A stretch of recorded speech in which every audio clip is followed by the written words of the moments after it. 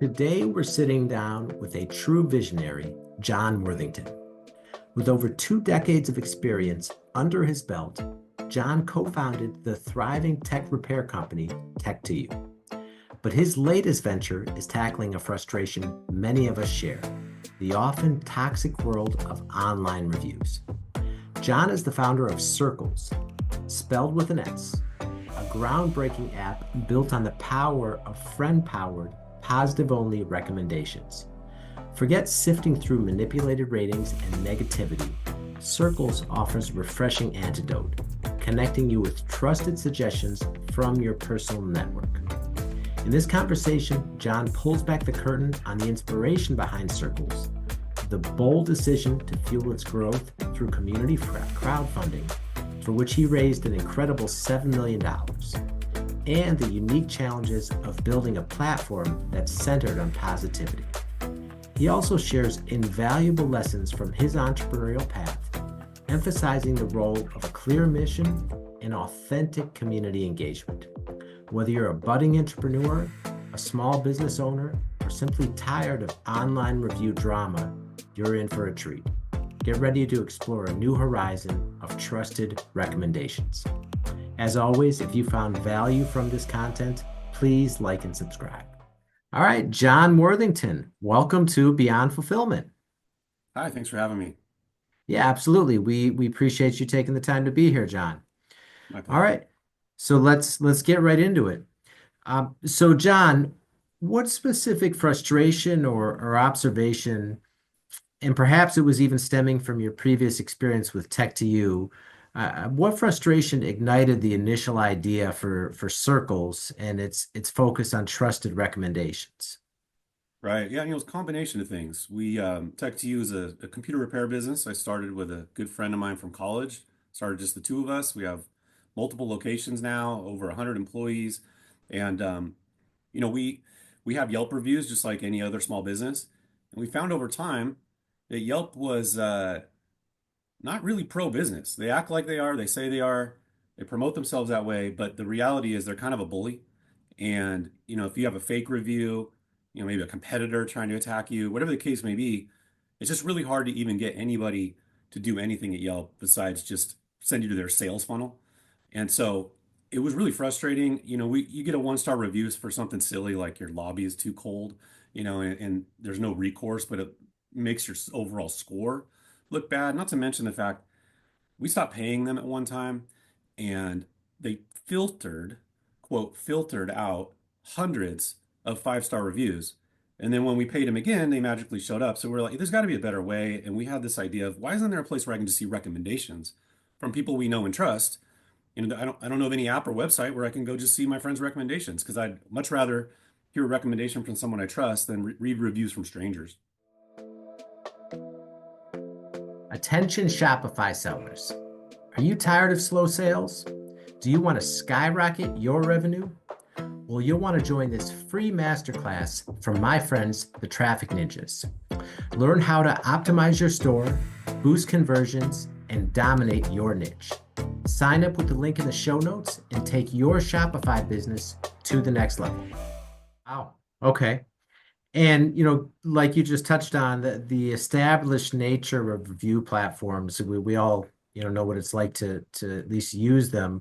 I mean, what was the single biggest leap of faith you took when deciding to pursue the friend-powered model of Circles? Well, we're still a small business at the end of the day, so allocating resources is always a tough decision. It's got to take a lot of planning and foresight and risk. So that initial investment, once you start down that road, pretty soon there's no turning back. So hiring some staff, putting together a plan, developing a concept and all that, it's going to take financial resources, it's going to take our human resources and our creative capacity and all those things. So making that decision and going forward with it, it's a really tough decision. It's a big decision and kind of a life-changing decision if you decide to pursue something like that, because it's not going to succeed if you don't put your life into it. If you're not obsessed, don't bother. Mm, okay. And why did you choose crowdfunding through platforms like Kickstarter and WeFunder as the primary funding method for circles in the early stages? Yeah, and looking back, it seems like an obvious decision, but at first it was a lot of debate. Should we do crowdfunding? Was that good idea for us? It was kind of a new concept at the time a few years ago. Looking back, it was perfect because for us, especially the app that we're developing, Circles, it's spelled Circles with an S, Sircles. It's really all about sharing things with your circle. And I trust recommendations from my friends. I don't ask them about five places they don't like. I just want to know, hey, what's a really good restaurant or what's a good movie you've seen lately? So going into that, we decided that we're going to make this app all about positivity just because there's no reviews in this concept. This is all about recommendations. So when we first launched on this idea, the idea started developing first to just like kind of an anti-Yelp kind of platform of how we can what can we do to disrupt them. But then real soon we realized this is all about community and because it's your circle. And so where Yelp, you don't have friends on Yelp. It's not social. But other social media platforms, obviously you have friends, and with circles, it's all about your circle of friends. So community and crowdfunding really go hand in glove because crowdfunding is about community. If you don't build your community in crowdfunding, you're not going to make it. You really, it's all about because it's small investors, lots and lots of small investors. It's not like a couple big institutional investors like the traditional way. So building that community with crowdfunding really good went hand in hand with what we're trying to do because all those small investors become loyal users because they're invested. Of course, they tell their friends and family, so it's more sticky. So that whole community concept of crowdfunding, it made perfect sense as we started really thinking it through. And then from there, it's really been just an outstanding decision. Probably, I don't know where we'd be if we didn't do it. We ended up raising over $7 million in equity crowdfunding, one of the highest of all time, actually. So it turned out for us particularly like just a perfect fit. Okay, yeah, and like you said, you've done very well in terms of the amount raised, and being that it was, you weren't sure about that at first. Like, was there any specific strategy that you used to raise so much? A few things, yeah. Really building that community is a big part. Start with your friends and family and start with, we have customers and such and close friends and partnerships and things around our community that we've already built with our small business. You start there, and then we teamed up with a really really powerful local influencer, someone that has been on the air for many years in our community. So he's got a pretty trusted brand and reputation. So partnering with somebody like that early on, at least for us, was a really good decision because we're nobody. Nobody has ever heard of us. But if you have a partner that has a bigger audience and also believes in you, you're obviously going to be able to amplify your message a lot faster. So that kind of strategy for at least for us, again, it worked really well. Now we're trying to get out of our local area, but we think we can probably scale that with influencers that have more of a national audience or international audience, let's say. So we're actually just now in that phase of talking to people and interviewing and all that. Okay. And did you encounter any skepticism or resistance when like introducing the concept of shifting from anonymous reviews to like personal recommendations? Well, if anything, it's such a new concept that people are not, like one of the number one things I hear is, oh, what if I want to leave a negative review? And we're like, well, and there are apps for that, but we're about recommendations. Again, I don't ask my friend, tell me five places you dislike. It's I'm just trying to get to the spots that are good recommendations. So we don't do that. So we built the app from the ground up, very deliberately, very intentionally to be only positive, like a lot of guardrails in there so that it stays positive, which of course is very refreshing right now. We get a ton of positive feedback from our community. It always helps to have a mission that people believe in, which of course Circles does. So that's helped us gain a lot of support just because of how negative and toxic and how much drama there is in regular social media. Even Yelp has majority of their reviews are negative. So being able to have a community that is looking for something new and positive, that that's a big force multiplier for us. That really helps our network effect. Yeah, and like you said, social media in general can be very negative, and there's an old adage, something about uh, like a negative review. I don't know what it is exactly, but it'll travel much faster in terms of talking about what you don't like versus what you do like. But Yeah, it's like 10 to 1. Yeah, for a negative comment, word of mouth, than positive word of mouth. okay, yeah. So I mean, was that a hurdle you had to overcome in terms of people just adapting to this concept of oh wait, like it's only something positive? That's a great question. And yeah, I would say kind of indirectly, just because not so much that direct situation, but more parallel to that, which is the social media platforms that got popular, exist today, and grew into huge companies. They thrived on the drama. It's that fear and anger emotion is so much more powerful than the feel good one. Because same reason the word of mouth, the negative word of mouth is 10 times more powerful than the positive word of mouth.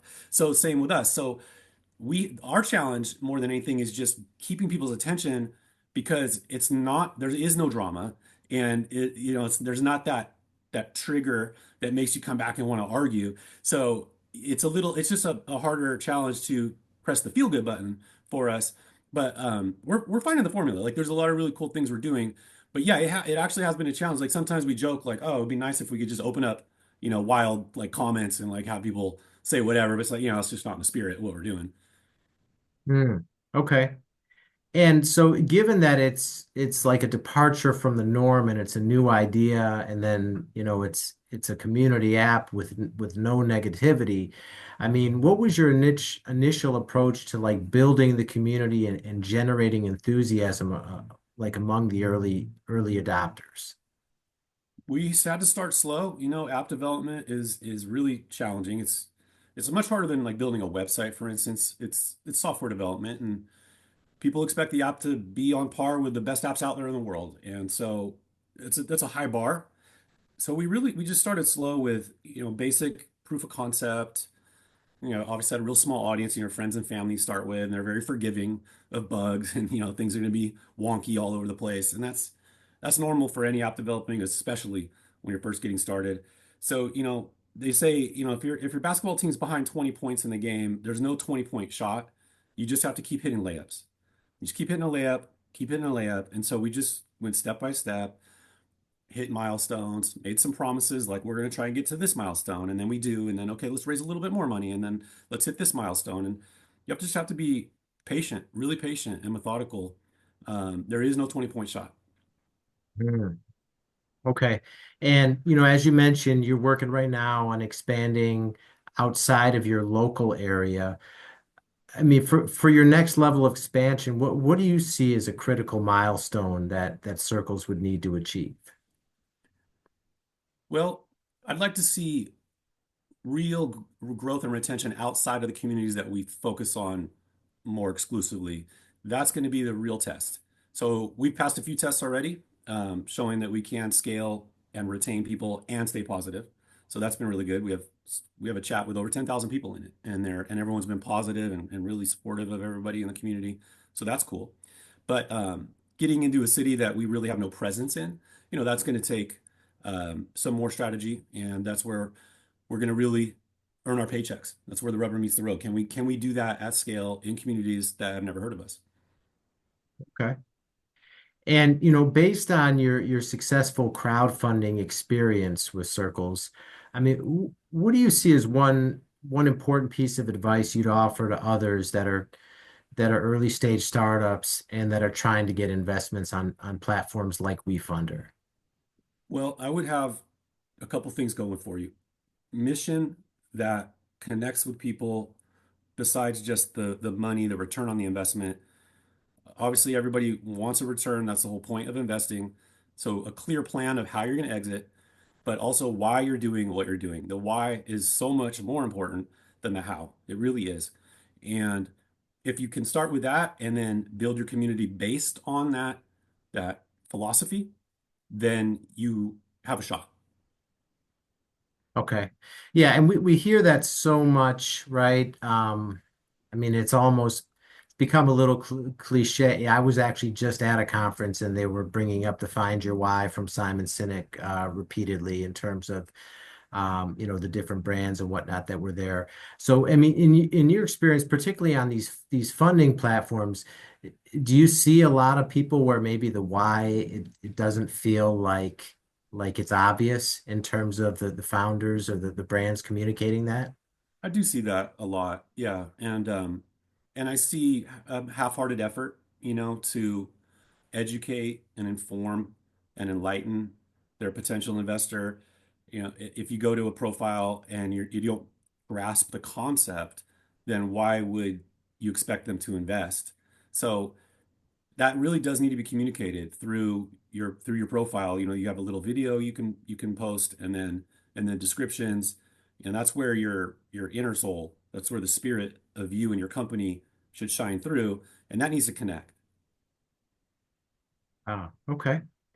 And how has your personal perspective on risk versus reward evolved? I mean, throughout your entrepreneurial journey, being that you've been through numerous ventures already. Well, I don't know that I would have tried this if I knew how hard it was going to be. So I'm kind of glad I didn't know it was going to be this difficult. The risk is tremendous. As soon as you start taking money from people you don't know, the the stakes are just so much more dramatically higher. I mean, these are members of my community, and the last thing I ever want to do is let them down. So reputational risk to me is really far greater than the financial risk. I mean, sure, we'll lose a lot of money if this fails, but reputationally, I don't even know how I would be able to show my face in the community. I mean, there's thousands of small investors in our community, and they're all counting on us, and they're very supportive, and it's been great. So that's why I work as hard as I do. But if you're gonna take money from investors, be prepared to change your life and be accountable and be transparent to them, because for me, at least for me, the reputational risk is very, very significant. It's something I take very seriously. Okay. And reflecting on your early days with Tech2U, I mean, what's one key insight about it, building a successful company that maybe you wish you knew sooner? Don't spread yourself too thin. You know, you have a good concept, get traction, you feel like you're gonna take over the whole world. Slow it down. What's that expression? Slow down so you can speed up. I should have listened to that. It was 20 something years ago. I was younger and thought I would conquer the world in 5 years. But, I ended up spreading ourselves a little, opening too many locations too fast. And it ended up working out, but it was 10 times harder than it needed to. And, and putting us at the brink of bankruptcy more than once. And so don't do that. Take your time and focus on where you're strong. And then when you're really strong, then move to another one and then do it again and again. Don't just plant your flag all over the place. Ah, okay. So just balancing that natural ambition that entrepreneurs have with maybe some realism in terms Exactly. of scaling, at a moderate pace. Exactly. Okay. And John, given that you've been an entrepreneur for 20 plus years and been through numerous companies, you knowing what you know now, what's one piece of advice that you would give your younger self? Well, the last statement for one, and then um, let's see. Let's see. I don't have really any regrets. Let's put it that way. I love the team that we've assembled. Besides trying to scale too fast, I don't know that I'd change much other than that. I'd have to really think about that. But I think I've been fortunate to have really great partners, and that's probably something I learned from a very early age, just from smaller endeavors. But you want to team up with people you can trust. If you can't trust, there's plenty to worry about starting a new business. Tons and tons of things that can take you down. The last thing you want is work with somebody you don't trust. I can't even imagine if that was also a challenge. So, having really strong, reliable partners is super important. So, I would just probably reinforce some of those messages. Okay. All right. And if people want to learn more about Circles and see if it's potentially, available in their area or coming soon, I mean, what's the best way people can find you and reach out to learn more about the app? Sure, sure. Yeah, we're discoverable in the App Store. Just search Circles with an S, Sircles. We do actually have a crowdfunding campaign open. You can check it out, get some ideas for yourself. We use the WeFunder platform. So if you want to check us out there, we're wefunder.com/circles. And there's a campaign there with lots of history, lots of really valuable nuggets I'm sure you could glean from it. And of course, our website. So any of those sources. Okay. And we'll link all that in the show notes for everyone. All right. Well, John, thank you so much for taking the time to be here, sharing this wisdom from your journey and the exciting stuff that you're doing with Circles. We greatly appreciate it. Thanks, Dave. Appreciate you too. All right. And that's all the time we have for now. We will see you next time.